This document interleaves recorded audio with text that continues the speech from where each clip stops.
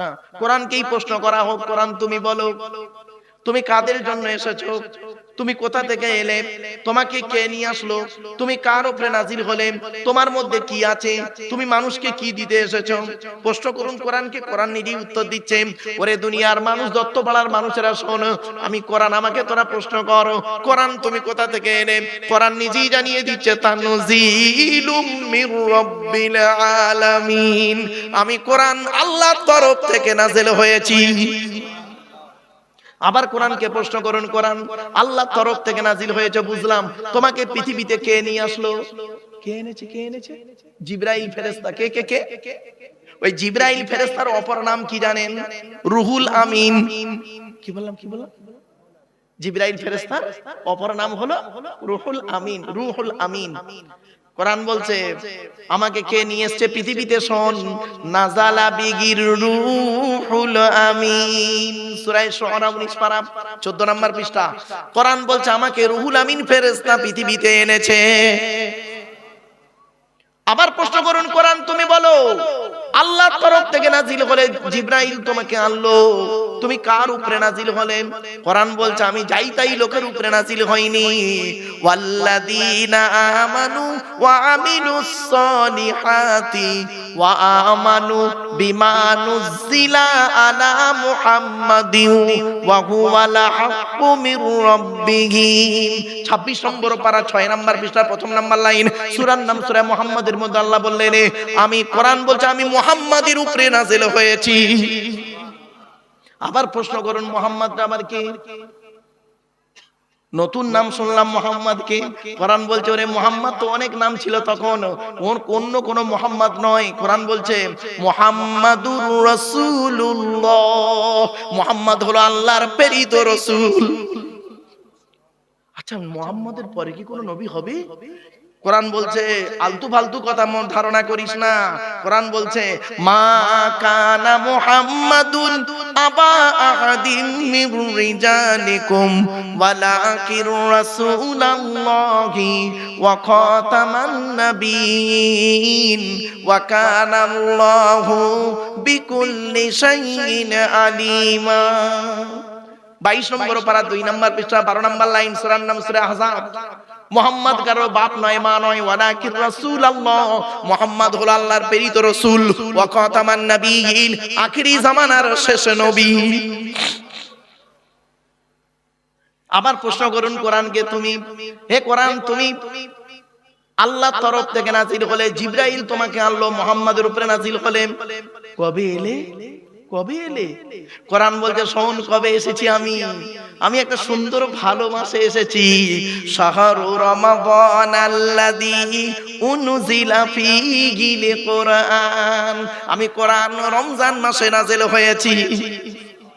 আবার প্রশ্ন করুন 30 দিনে মাস হয় রমজান, 29 আর 30-এ হয়।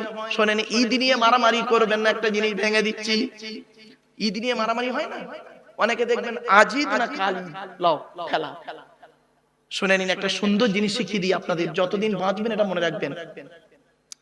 ইসলামিক ক্যালেন্ডারটা কি শুনুন। ইয়াসআলুনাকা আনিল আহিল্লা কুল হিয়া মাওয়াকিতু লিন-নাস ওয়াল হজ।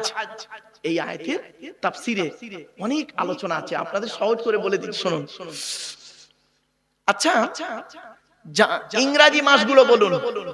জানুয়ারি, ফেব্রুয়ারি, মার্চ, এপ্রিল, মে, জুন, জুলাই, আগস্ট, সেপ্টেম্বর, অক্টোবর, নভেম্বর, ডিসেম্বর, তাই তো নাকি?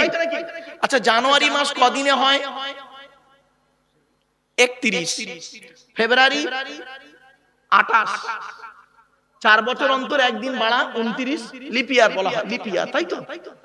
বাকিগুলো 31, 30, 31, 30। ইংরেজি মাস 32-এ নেই, ঠিক না বেটি? বলুন না হ্যাঁ কি না, একটু বলুন না, কথা বলুন না। আচ্ছা কি নেই? চলুন বাংলার দিকে একটু তাকাই। বৈশাখ, জ্যৈষ্ঠ, আষাঢ়, শ্রাবণ, ভাদ্র, আশ্বিন, কার্তিক, অগ্রহায়ণ, পৌষ, মাঘ, ফাল্গুন, চৈত্র। বাংলা মাস কিন্তু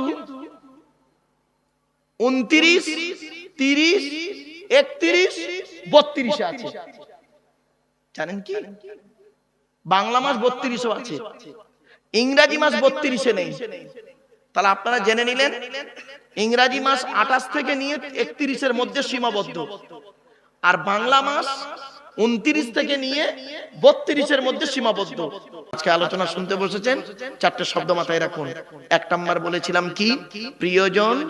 প্রয়োজন, সৃষ্টিকর্তা আল্লাহর প্রিয়জন হন, প্রয়োজন হবেন না। দু নাম্বার হলো কি বলেছি? আবেগ আর বিবেক। তিন নাম্বার কি বলেছি? ভালোবাসা, ভালো লাগা, দুটো এক নয়। চার নাম্বার বললাম ইতিহাস, পরিহাস। এই চারটে শব্দ বললাম বাবা, বক্তব্যের শুরুতেই বলে নিলাম। কেন? যখন আমি স্পিডে কথা বলবো তখন টক টক টক টক করে যেন মাথায় ঢুকে যায়, সেই জন্য। আচ্ছা, আপনারা আমার কথাগুলি বুঝতে পাচ্ছেন? আরে ভাই বলুন না, বুঝতে পাচ্ছেন তো? ব্যাস, ওয়াজটা কি জানেন? শুনে বুঝে প্র্যাকটিক্যাল করার নাম হলো ওয়াজ। শুনে বুঝে প্র্যাকটিক্যাল করার নাম হলো ওয়াজ। আমি বলবো, আপনি শুনবেন, শোনার পরে আপনি বুঝবেন, বোঝার পরে প্র্যাকটিক্যাল করুন। যদি মনে হয় করুন, লাভ হবে, লস হবে না। ইসলামে দুটো জিনিস আছে। কি? Guide book, গাইডা। ইসলাম দুটো জিনিস দিয়েছে আপনাকে। সৃষ্টিকর্তা কোরআনে বলেছেন 14 নম্বর পারা বা খণ্ডের 14 নম্বর পৃষ্ঠা 12 নম্বর লাইনে, সূরার নাম সূরা নাহলে আল্লাহ বলছেন, ওয়াল্লাহু আখরাজাকুম মিন বুতুনি উম্মাহাতিকুম লা তা'লামুনা শাইয়্যা ওয়া জাআলা লাকুমুস সামআ ওয়াল আবসারা ওয়াল আফইদা লাআল্লাকুম তাশকুরুন। আল্লাহ পাক বলছেন যে আমি আল্লাহ তোদেরকে তোদের মায়ের পেটের ভিতর থেকে বের করেছি। লা তা'লামুনা শাইয়্যা, পৃথিবীর কোন ভাষাই তুই জানতি কিনা। ওয়া জাআলা লাকুমুস সামআ, শোনার জন্য কান দান করেছি। ওয়াল আবসারা, বোঝার জন্য, এই দেখার জন্য চোখ দান করেছি। ওয়াল আফইদা, বোঝার জন্য হৃদয় দান করেছি। কেন? লাআল্লাকুম তাশকুরুন, যাতে করে তুই পৃথিবীতে কৃতজ্ঞতা যাপন করতে পারিস। তো ইসলামে দুটো জিনিস আছে, একটা গাইড বুক, গাইডা। ইসলামে গাইড বুকটার নাম হলো কোরআন, আমার হাতেই আছে, আর গাইডারটার নাম হলো মুহাম্মদ সাল্লাল্লাহু আলাইহি সাল্লাম। আমরা গাইড বুকটাকে ফলো করিনি, গাইডারটাকেও ফলো করিনি, এই জন্যই আমরা মরেছি। শুনে নিন, মুসলমান, কিছু মুসলমান সমস্যায় পড়েছে কেন জানেন? দুটো কারণে। কিছু মুসলমান সমস্যায় পড়েছে দুটো কারণে, না জেনে আর ভুল জেনে। কি বললাম ভাই? না জেনে আর ভুল জেনে সমস্যায় পড়েছে কিছু মুসলমান। বাড়ি থেকে একটু ভাববেন কথাটা, হয়তো শুনতে কেমন কেমন লাগলো, বাড়ি থেকে ভাববেন। চলো চলো, ইসলামে আরো দুটো জিনিস আছে। কি? ইসলাম বলছে, ইসলামে আছে কম্পিউটার শিখতে গেলে দুটো জিনিস লাগে, থিওরি, প্র্যাকটিক্যাল। ইসলামে দুটো জিনিস আছে, থিওরি, প্র্যাকটিক্যাল। ইসলামে থিওরিটার নাম কোরআন, প্র্যাকটিক্যালটার নাম হলো মুহাম্মদ সাল্লাল্লাহু আলাইহি সাল্লাম। ইসলামে বলা হয়েছে, কোরআনে বলা হয়েছে নামাজ কায়েম করো। কিভাবে নামাজ পড়বেন? প্র্যাকটিক্যালটা মুহাম্মদ সাল্লাল্লাহু আলাইহি ওয়াসাল্লাম করে দেখিয়ে গেলেন। কোরআনে বলা হয়েছে রোজা রাখো, কিভাবে রাখবেন? প্র্যাকটিক্যাল করে মুহাম্মদ সাল্লাল্লাহু আলাইহি ওয়াসাল্লাম দেখিয়ে গেলেন। কোরআনে বলা হয়েছে মানুষের সঙ্গে ভালো আচরণ করো, কিভাবে করবেন? প্র্যাকটিক্যাল করে মুহাম্মদ সাল্লাল্লাহু আলাইহি ওয়াসাল্লাম দেখিয়ে গেলেন। কোরআনে বলা হয়েছে ভালো কাজের আদেশ করো, কিভাবে করবেন? প্র্যাকটিক্যাল করে দেখিয়ে গেলেন মুহাম্মদ সাল্লাল্লাহু আলাইহি ওয়াসাল্লাম। এই জন্য মুহাম্মদ সাল্লাল্লাহু আলাইহি সাল্লাম পৃথিবী ছাড়ার আগে তিনি বলেছিলেন, তারাকতু ফীকুম আমরাইনি লাউ তাদিল্লু মা তামাসসাকতুম বিহিমা কিতাবাল্লাহ ওয়া সুন্নাত রাসূলিহি। আমি মুহাম্মদ সাল্লাল্লাহু আলাইহি ওয়াসাল্লাম তোদের ছেড়ে চলে যাচ্ছি, যাবার সময় দুটো জিনিস রেখে যাচ্ছি। এক হলো কোরআন, যেটা আমার উপরে নাজিল হয়েছে, আর দুই হলো সুন্নাহ, হাদিসগুলো রেখে গেলাম। যতদিন পর্যন্ত তোরা এই কোরআন আর হাদিস আঁকড়ে ধরে থাকবি, ততদিন তোরা কোনোদিন পথভ্রষ্ট হবি না। জোরে বলুন সুবহানাল্লাহ। আমরা কোরআনকেও ফলো করিনি, হাদিসগুলো, সুন্নাহগুলোকে আমরা আমল করিনি, সেই জন্য আজ আমাদের অবস্থা খুব করুণ জায়গায় দাঁড়িয়ে গেছে। এজন্য অনুরোধ করছি, কোরআন মোতাবেক জীবনযাপন করুন, হাদিস মোতাবেক, সুন্নাহ মোতাবেক জীবনযাপন করুন। আসছি, সৃষ্টিকর্তা যুগে যুগে নবী পাঠিয়েছেন। আমার সামনে যে কিতাবটি আছে, কিতাবটি হলো কোরআনের বাণী, কোরআন আল্লাহর বাণী। কোরআন, কোরআনের পরিচয়টা কি? কোরআন আল্লাহর তরফ থেকে জিবরাইলের মাধ্যমে হযরত মুহাম্মদ সাল্লাল্লাহু আলাইহি ওয়াসাল্লামের উপরে আরবের মক্কা নগরের নিকটবর্তী একটি গুহা, গুহাটির নাম হলো হেরা। হেরা নামক গুহাটি 610 খ্রিস্টাব্দে 1 ফেব্রুয়ারি সোমবার কোরআনের প্রথম আয়াত নাযিল হলো। ইকরা, রিড, পড়ো পড়ো পড়ো। এই কোরআনে আছে 82 জায়গায় বিভিন্ন অ্যাঙ্গেলে নামাজের কথা, আর 92 জায়গায় আছে লেখাপড়ার কথা। এই কোরআনে আছে 250 রকমের হারাম, এই কোরআনে আছে 250 রকমের হালাল, এই কোরআনে আছে সবর বা ধৈর্য শব্দটা 104 জায়গায়। কয় জায়গায়? 104 জায়গায় আছে ধৈর্য শব্দটা। আপনি কি ধৈর্য ধারণ করেছেন? সামান্য আপনি সন্ধ্যা 7টার সময় বসেছেন, আর এখন বাজে ধরুন 10টা, 10:30, এতেই আপনি ধৈর্য হারিয়ে ফেলেছেন। আর ওদিকে যদি হেয়ারিং এ ডেকেছে, এসআইআর এর হেয়ারিং এ গিয়েছে, সকাল 7টায় গিয়ে দাঁড়িয়ে আছে, বেলা 3টে বেজে গেছে, তখন ওর হেয়ারিং হচ্ছে না, ওখানে দাঁড়িয়ে আছে ঘন্টার পর ঘন্টা। এই জন্য আপনাদের বলি, কোরআনে আছে 104 জায়গায় আছে ধৈর্যের কথা, ধৈর্যের পরিচয় একটু দিন। চলুন এগিয়ে যাচ্ছি। এই কোরআনের ভিতরে কি আছে? 30টা পারা, 540টা রুকু, 114টা সূরা, 14 থেকে 15 খানা সাজদা, 7টা মনজিল, 8 থেকে 12 খানা সাক্তা, 6666টা আয়াত, কেউ বলেছেন 6236টা আয়াত, 3,23,215টা অক্ষর। এ কোরআন 22 বছর 9 মাস 14 দিন, কম বেশি 23 বছর ধরে কোন ঘটনাকে কেন্দ্র করে, কোন ব্যক্তিকে কেন্দ্র করে, কোন বস্তুকে কেন্দ্র করে, কোন জায়গাকে কেন্দ্র করে কোরআনের আয়াতগুলো নাজিল হয়েছে। 6000 আয়াত নাজিল হয়েছে, 12,000 জায়গায় নাজিল হয়েছে। একটা উদাহরণ দেবো? আরে ভাই বলুন না, বলুন, একটা উদাহরণ দেবো? হ্যাঁ, শুনে নিন, ভুলটা সংশোধন করুন, ভুলটা সংশোধন করুন। এখানে ভালো করে শুনে নিন, অন ক্যামেরার সামনেই বলছি বাবা। অমুসলিমরা হযরত মুহাম্মদ সাল্লাল্লাহু আলাইহি সাল্লামের সঙ্গে একটা চুক্তি করেছিল, চুক্তি করেছিল। কি? 4 মাস আমরা যুদ্ধ নিজেদের মধ্যে করব না। কিছু বুঝতে পারছেন ভাষা? ভালো করে বুঝে নিন। এটা বুঝতে না পারলে জানবেন বেকার আপনার ওয়াজ শোনাটা।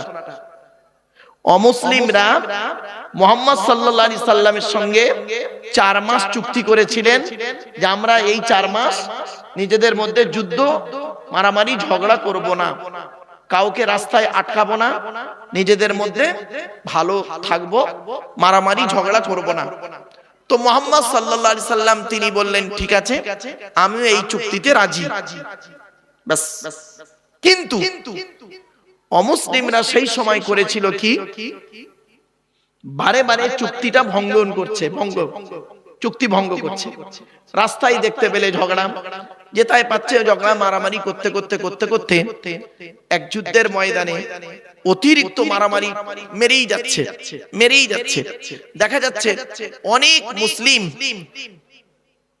মুসলিম, প্লিজ অ্যাটেনশন, এদিকে, অনেক মুসলিম তাতে মারা যাচ্ছে। তখন কয়েকজন মুসলমান, ভালো করে শুনে নিন, ভুলভাল শুনবেন না, না জেনে মরেছেন আর ভুল জেনে মরেছেন। কিছু মুসলমান তখন হযরত মুহাম্মদ সাল্লাল্লাহু আলাইহি সাল্লামের কাছে এসে বলল, হে নবী, আমরা তো মার খেয়েই যাচ্ছি, আমরা তো অস্ত্রবিহীন, আমাদের কাছে কোনো অস্ত্র নেই, কারণ আমরা তো চুক্তিবদ্ধ, ঝগড়া করব না বলে চুক্তি হয়েছে। তারপরেও ওরা বারে বারে চুক্তি ভঙ্গন করে আমাদের মারছে, আমরা এখন কি করব? এই দেখুন কতগুলো মানুষ মরে গেল।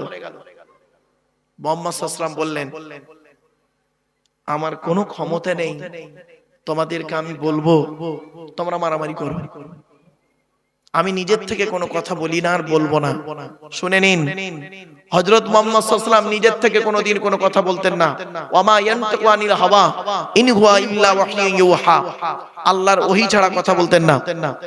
বাস, সৃষ্টিকর্তা তৎক্ষণাৎ সেই সময় করলেন কি, জিবরাইলের মাধ্যমে এই আয়াতটি অবতীর্ণ করলো, তোমরা ওদেরকে যেখানে পাবে সেখানে গর্দানে মারো।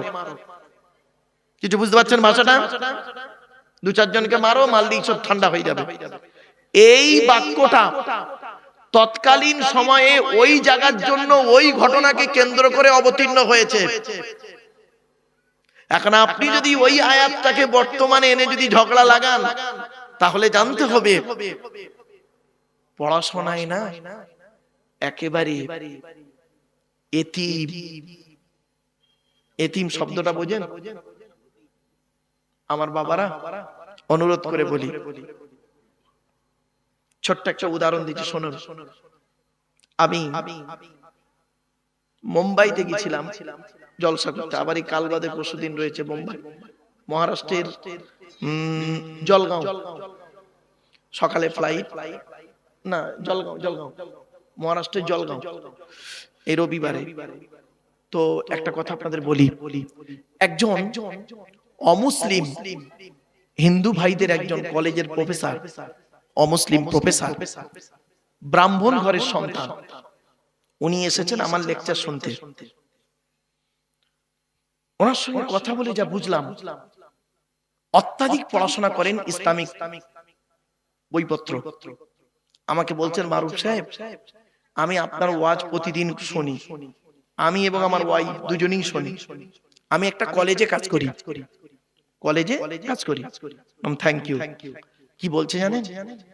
প্রশ্নটা শুনুন। আমাকে বলছেন, আচ্ছা কোরআন পড়ে দেখলাম মদ খাওয়া হারাম, সুদ খাওয়া হারাম, শূকরের মাংস ভক্ষণ করা হারাম। আমি বললাম হ্যাঁ। বলছে, ভাই ওটা কাদের জন্য হারাম? ও তো মোমেনদের জন্য আল্লাহ হারাম বলেছেন। যারা কোরআনকে বিশ্বাস করে, নবীকে বিশ্বাস করে, তাদের জন্য হারাম। আমি তো কোরআনকে বিশ্বাস করি না, নবীকে বিশ্বাস করি না, তাহলে আমি যদি মদ খাই, শূকরের মাংস ভক্ষণ করি, ব্যভিচার করি, তাহলে কিয়ামতের মাঠে সৃষ্টিকর্তা আল্লাহ কেন আমাকে শাস্তি দেবেন? আমাকে তো হারাম খাওয়ার, হালাল খাওয়ার কথা তো কোরআনই বলেনি। প্রশ্নটা বুঝতে পেরেছেন?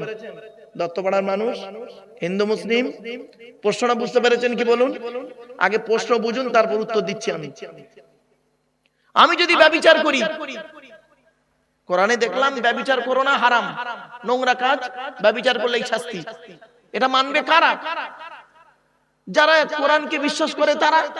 তা আমি তো কোরআনকে বিশ্বাস করি না, তাহলে আমি যদি হারাম খাবার খাই, আমি যদি মদ পান করি, আমি যদি কোনো ব্যভিচার করি, আমি যদি শূকরের মাংস ভক্ষণ করি, তাহলে সৃষ্টিকর্তা কেন আমাকে শাস্তি দেবেন? আমার কথা তো কোরআনে বলা হয়নি, আমাকে বলা হয়নি তো যে তুমি হালাল খাও। আমি পুরো চুপ হয়ে গেছি। আপনাদের মাথায় উত্তর আসছে কি?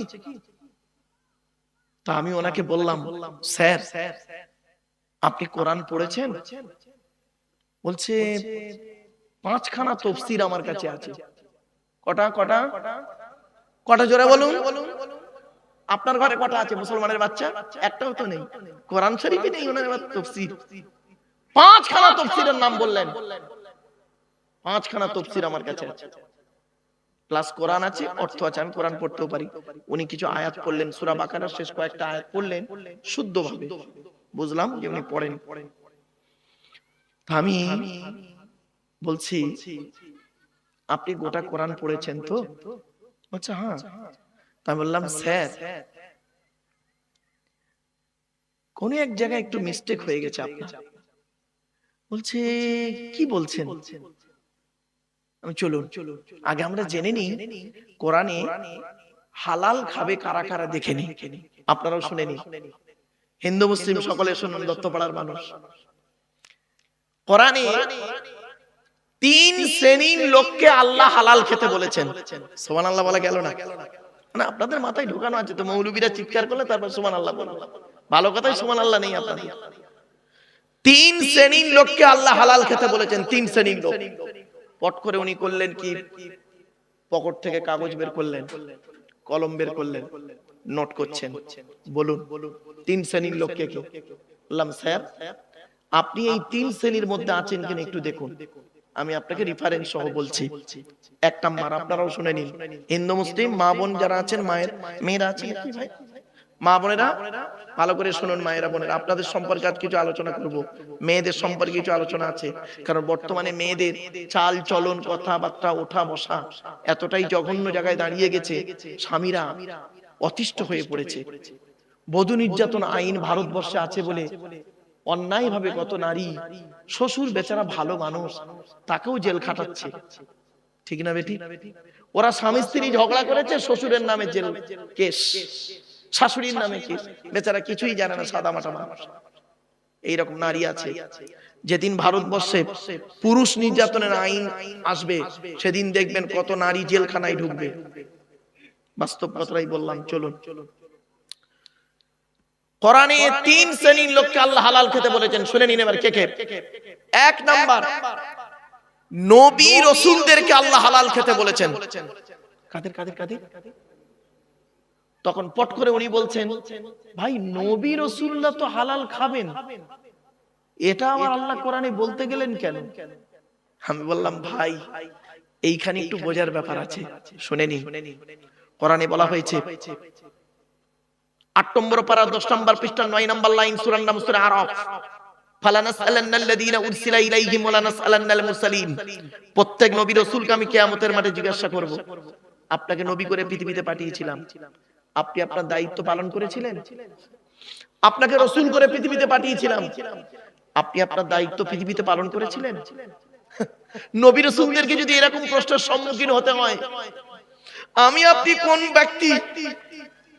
রতি মহারতি আমাদের প্রশ্ন করা হবে না? শুনে নিন, এখানে যারা দাঁড়িয়ে বসে আছেন, দূর দূরান্তে আমরা মাইকের আওয়াজ শুনতে পাচ্ছেন। কোরআনে আল্লাহ পাক বলেছেন, আয়াহসাবুল ইনসানু আন ইউতরাকা সুদা, সূরা কিয়ামা। আয়াহসাবুল ইনসানু আন ইউতরাকা সুদা, মানুষ কি মনে করেছে আমি এমনি এমনি আল্লাহকে ছেড়ে দেব কিয়ামতের মাঠে? এত সহজে নয়। কড়ায় গন্ডায় হিসাব নেব, হিসাব নিয়ে যদি আমি মনে করি ওকে জান্নাতে দেবো, নইলে জাহান্নামে ফেলে দেবো, কি ভাবছেন আপনি? কিসের হিসাব নেবে? নবী বলেছেন, নবী ব্যাখ্যা করে বলে দিচ্ছেন, যুবক, এই যুবক যুবতীরা শুনে নাও, যুবক যৌবনের হিসাব দাও, ধনী অর্থের হিসাব দাও, অর্থটা কোথায় ব্যয় করেছো। জ্ঞানী, জ্ঞানী মানে শুধু মৌলবীদের ধরবেন না, জেনারেল শিক্ষিতদেরও ধরা হবে। জ্ঞানী, জ্ঞানের হিসাব দাও, তোমার জ্ঞান দ্বারা মানুষের ক্ষতি হয়েছে না মানুষের লাভ হয়েছে, হিসাব দাও। বাড়ি থেকে ভাববে। এবার আয়াতটা শুনুন, কোথায় লেখা আছে নবী রাসূলদেরকে হালাল খেতে বলেছেন। 18 নম্বর পারা, 18 নম্বর পারা বা খণ্ডের 4 নম্বর পৃষ্ঠাতে 8 নম্বর লাইনে, সূরার নাম সূরা মুমিনুনের 54 নম্বর আয়াতে আল্লাহ বলেন, ইয়া আইয়ুহার রাসূল কুলু মিনাত তাইয়্যিবাতি ওয়া'মালু সালিহা ইন্নী বিমা তা'মালুনা আলীম। ইয়া আইয়ুহার রাসূল, রাসূল নয়, রাসূলের বহুবচন হলো রসুল, সিঙ্গুলার হলো রাসূল, আর ওর বহুবচন প্লুরাল হলো রসুল। এই জন্য ওয়াহেদ আর জমার জ্ঞান যদি না থাকে, সিঙ্গুলার প্লুরালের জ্ঞান যদি না থাকে তো গেল। ইয়া আইয়ুহার রাসূল, হে রাসূলগণ, হে রাসূলগণ, একটা নবী নয়, হে রাসূলগণ, কুলু মিনাত তাইয়্যিবাতি ওয়া'মালু সালিহা, আপনারা পৃথিবীতে হালাল খাবার খান আর ভালো ভালো কাজগুলো করুন। কি বললো, কি বললো ভাই? হালাল খাবার খেতে আর কি বললো? ভালো ভালো কাজগুলো করুন। তখন উনি আমাকে কি বলছে শুনবেন, স্যার আমি নবীও নই রাসূলও নই। আমি বললাম স্যার আমিও নবীও নই রাসূলও নই, তাহলে 1 নাম্বারটা বাদ। বলা হ্যাঁ বাদ। লিখে নিলেন, আয়াত, লাইন, পারা, পৃষ্ঠা সব লিখলেন, ভালো। দ্বিতীয় নাম্বারটায় পড়ি কি দেখুন তো, চলুন তো দেখি। যারা আল্লাহকে বিশ্বাস করে, নবীদেরকে বিশ্বাস করে, ইসলামিক পরিভাষায় তাদেরকে বলে মোমেন। কি বললাম বাবা? মোমেন। আচ্ছা, এখানে অনেক মোমেন আছেন, আপনারা আল্লাহকে বিশ্বাস করেন, নবীকেও বিশ্বাস করেন, ঠিক কিনা? বলুন না। তাহলে আপনারা মোমেন, আমরা মোমেন। আমাদের সম্পর্কে কি বলছে দেখি? কোরআন বলছে হালাল খেতে, দেখুন, ইয়া আইয়ুহাল্লাযীনা আমানু কুলু মিন তাইয়্যিবাতি মা রাযাকনাকুম ওয়াশকুরু লিল্লাহি ইন কুনতুম ইয়্যাহু তা'বুদুন। 2 নম্বর পারা 4 নম্বর পৃষ্ঠা 14 নম্বর লাইন, সূরার নাম সূরা বাকারার 172 নম্বর আয়াত। হে ঈমানদার বান্দাগণ, কুলু মিন তাইয়্যিবাতি মা রাযাকনাকুম, আমার দেওয়া হালাল রিজিক গুলো তোমরা ভক্ষণ করো। তখন উনি আমাকে বলছেন, স্যার আমি মুমিন নই, আমি মুমিন নই। বললাম, সেও তো জানি স্যার, আমি কিন্তু মুমিন, আমার জন্য ওই আয়াতটা প্রযোজ্য। তাহলে দ্বিতীয় নাম্বারটা বাদ হলো। এবার বলছি ওনাকে, স্যার 3 নাম্বারটা আপনি পড়েন কি একটু দেখুন তো। বলছে বলুন। দেখছেন, শুনুন এবার। ইয়া আইয়ুহান নাসু কুলু মিম্মা ফিল আরদি হালালান তাইয়্যিবা ওয়ালা তাত্তাবিউ খুতুওয়াতিশ শাইতান ইন্নাহু লাকুম আদুউম মুবিন। 2 নম্বর পারা 4 নম্বর পৃষ্ঠার 8 নম্বর লাইন, সূরার নাম সূরা বাকারার 168 নম্বর আয়াত, 168। ওটা কত বললাম? 172। কত বললাম? মুমিনদেরকে বললো কত? 172। আর এটা কত? 168। বাড়িতে গিয়ে খুলে দেখবেন। এর বাংলা মানেটা এবার শুনুন। ইয়া আইয়ুহান নাস, হে মানব জাতি। নাস মানে মানব, মানুষ। আমি বললাম, স্যার আপনি কি মানুষ মানব জাতির মধ্যে পড়েন? বলছে মানব জাতির মধ্যে পড়ি, আমি আদমের সন্তান। বললাম, স্যার আল্লাহ বলছেন ইয়া আইয়ুহান নাস, হে মানব জাতি, কুলু মিম্মা ফিল আরদি হালালান তাইয়্যিবা, পৃথিবীতে আমার দেওয়া হালাল রিজিকগুলো তোমরা ভক্ষণ করো, আর শয়তানের পথকে অনুসরণ করিও না। শয়তান হলো তোমাদের প্রকাশ্য দুশমন। পুরো গালে হাত। বললাম, স্যার আপনি ভাবছেন শুধু মুসলমানরা হালাল খাবে না, শুকরের মাংস খাওয়া শুধু মুসলমানদের জন্য হারাম না? আপনি ভাবলেন মদ খাওয়া শুধু মুসলমানদের জন্য হারাম? আপনি ভাবলেন না? বলছে আপনি আমার চোখটা খুলে দিলেন আজ। এবার শুনুন, উনি আরো অনেক তথ্য নিলেন ওখানে বসে বসে আমার থেকে। তা আমি বললাম, স্যার এবার আসছে, আপনার কি ধারণা হয় কোরআন শুধু মুসলমানদের জন্য এসেছে? কোরআন মুসলমানদের জন্য এসেছে নাকি শুধু?